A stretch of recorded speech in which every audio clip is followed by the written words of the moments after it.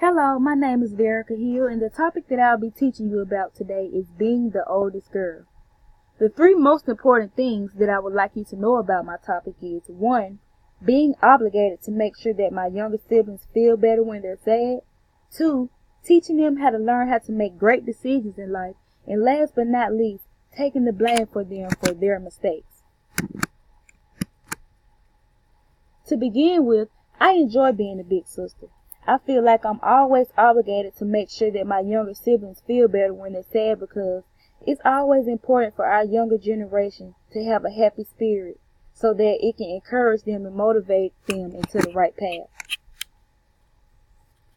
One thing that I don't like to do is take the blame for the things that my younger sibling does.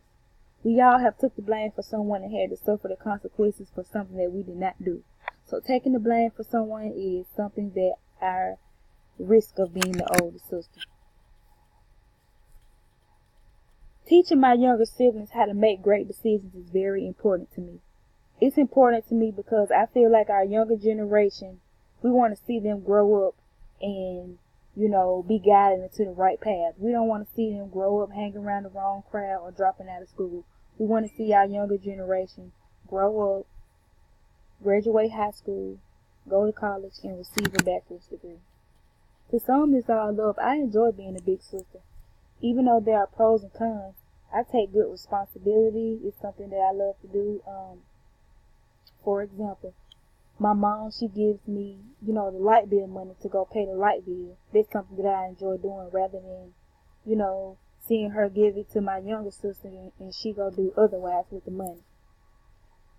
I like to spoil my younger siblings because I like to see them have things and I love to see them happy. I also love to teach them how to make great decisions in life so that I can see my younger siblings turn out to be successful.